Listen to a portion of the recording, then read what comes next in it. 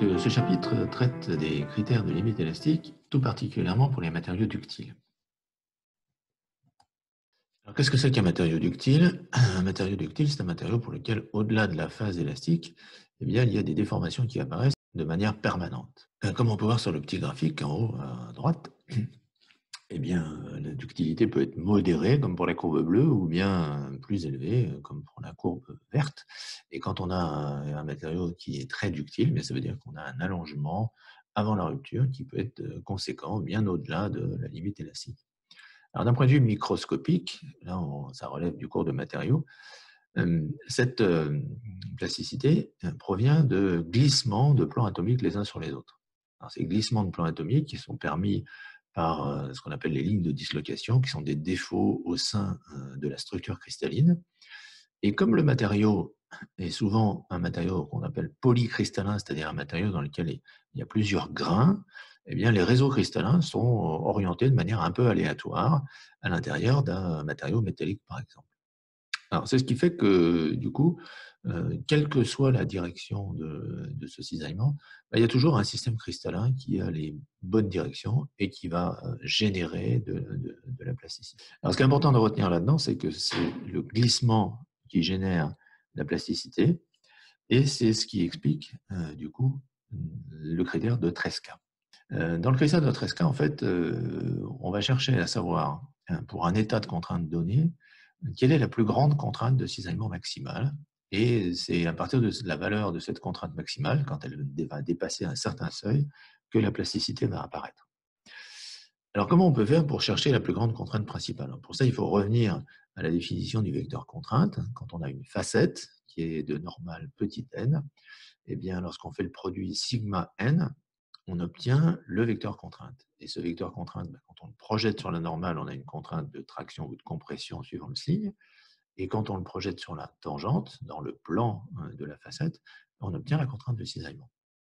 Alors, si on fait un exemple à partir d'une matrice des contraintes qui serait définie dans la base principale, donc avec juste sigma 1, sigma 2, sigma 3 sur la diagonale, eh bien, on peut avoir le calcul de la contrainte tangentielle qui va être donné par sigma 2 moins sigma 1 et le tout multiplié par cosinus alpha, sinus alpha. Alors ça, je vous invite à prendre un papier et un crayon et puis à faire le produit sigma n avec n qui en colonne aura cosinus alpha, sinus alpha,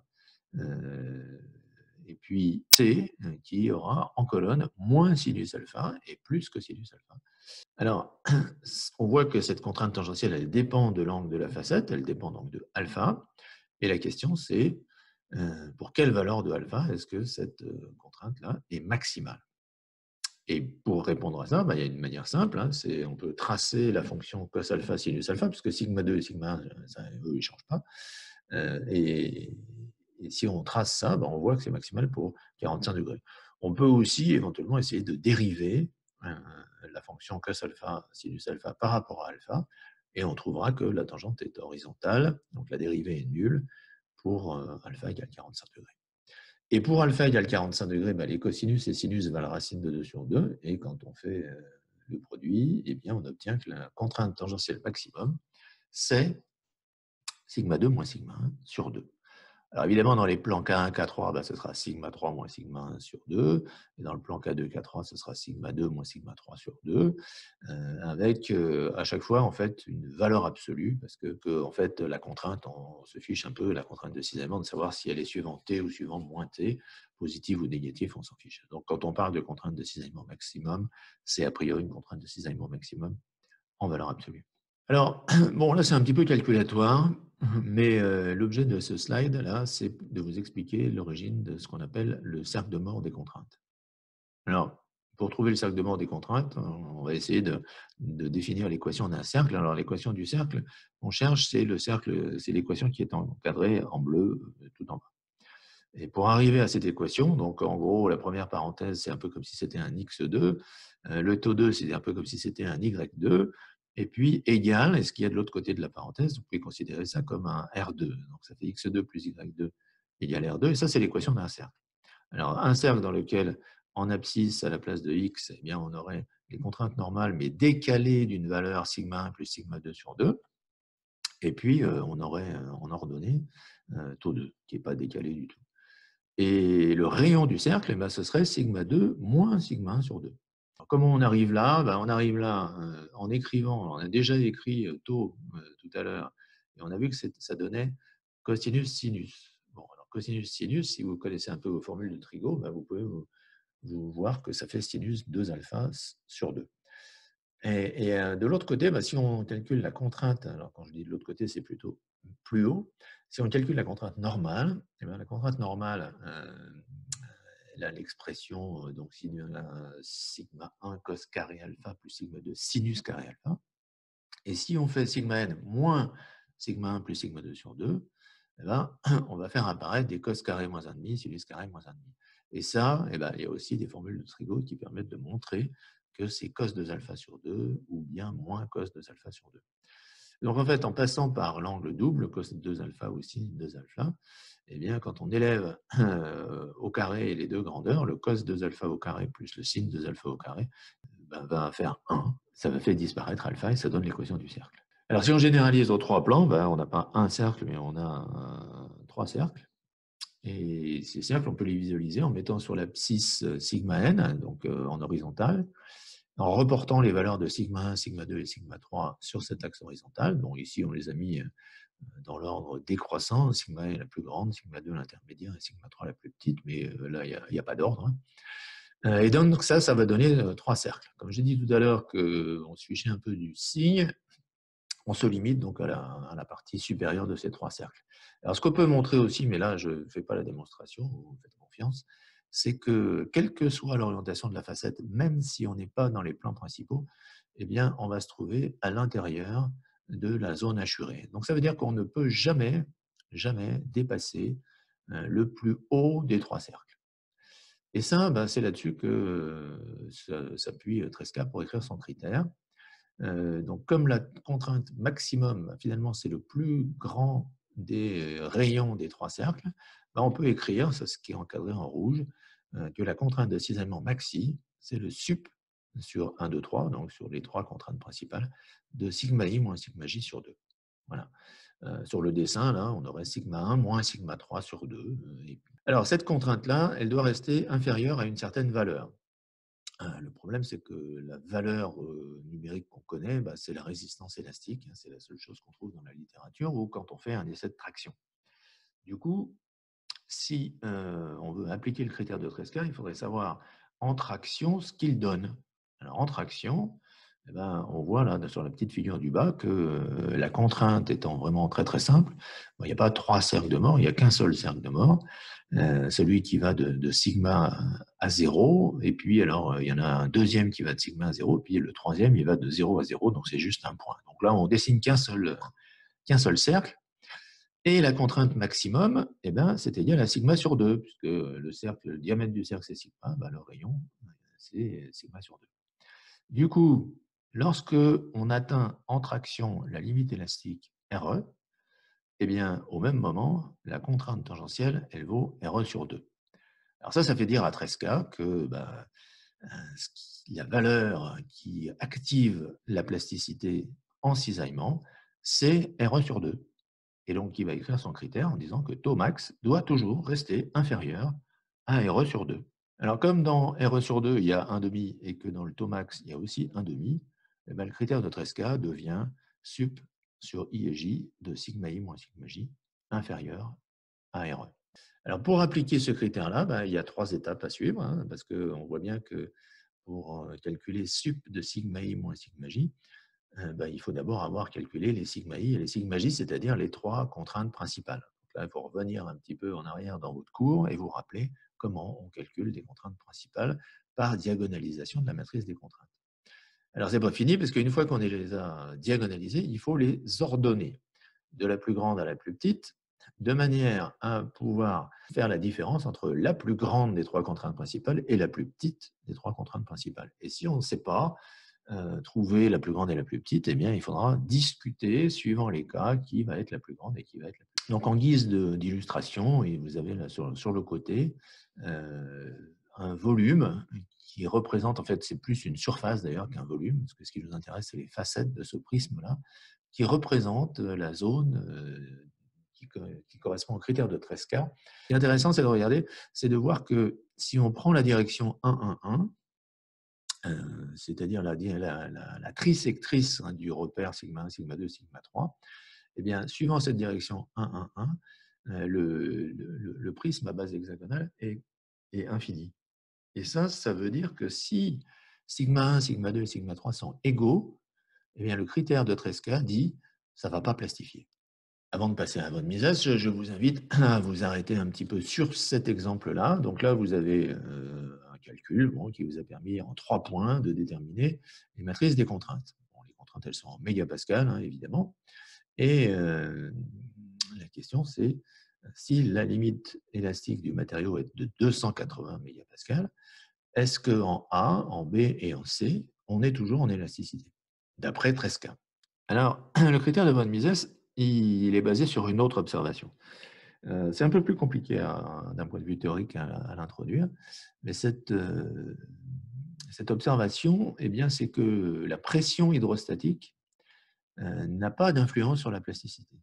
C'est-à-dire que si on prend un échantillon, là, un peu comme sur la figure, qu'on le comprime, suivant latéralement, donc sigma 1 et sigma 2, là, c'est comprimé, il y a une pression. Donc sigma 1 et sigma 2, on va dire qu'ils valent moins P. Et puis alors, si, suivant l'axe 3, on applique aussi une pression qui vaut du coup moins P, une contrainte qui vaut moins P, eh bien, on définit un état de pression hydrostatique. C'est la contrainte qui est juste en dessous, qui s'écrit moins P, moins P, moins P sur la diagonale. Alors d'après Tresca, ça, eh bien, ça ne génère pas de plasticité. Et von Mises, il va se dire, puisque c'est comme ça, puisque la pression hydrostatique ne génère pas de plasticité, eh bien, je vais enlever la pression hydrostatique du tenseur des contraintes, de la matrice des contraintes. Et ça définit ce qu'on appelle un déviateur des contraintes, et qu'on note sigma d. C'est la petite formule qui est en bas à droite. Sigma d, déviateur des contraintes, c'est égal à la matrice des contraintes, moins un tiers de la trace. C'est-à-dire qu'en fait, on enlève les termes qui sont sur la diagonale, la moyenne des termes qui est sur la diagonale. Un tiers de la trace. Alors maintenant, comment il construit son critère? Ça, c'est ce qu'on va voir à la planche d'après. Bon, alors la trace du déviateur est nulle.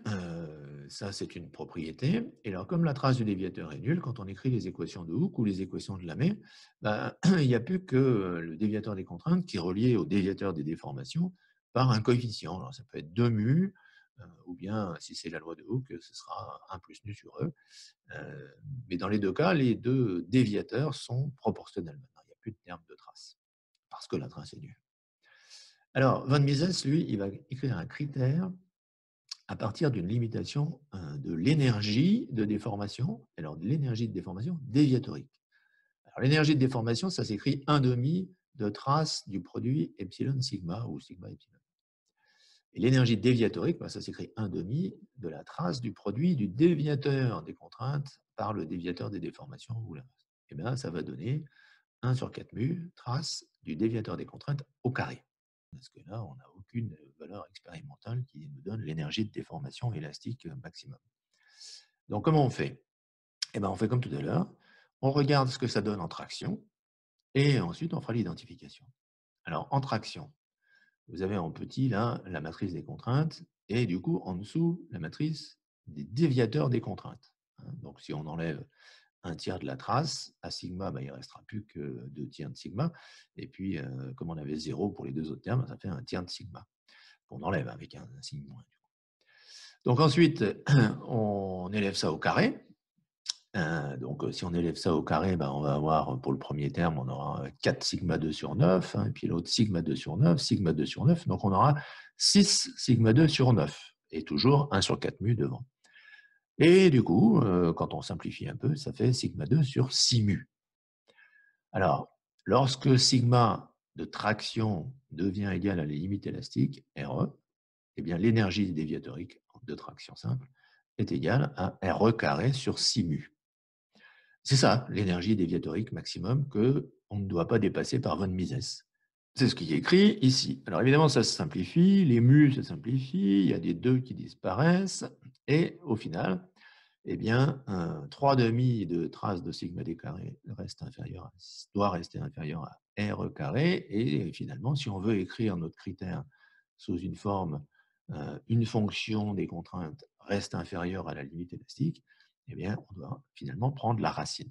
Pour chaque cas, il faut, à partir de la matrice des contraintes, calculer le déviateur, élever le déviateur au carré, prendre la trace, multiplier par 3,5, prendre la racine, pour enfin avoir un chiffre qu'on compare à la limite élastique. Alors, c'est un calcul qui est un petit peu fastidieux.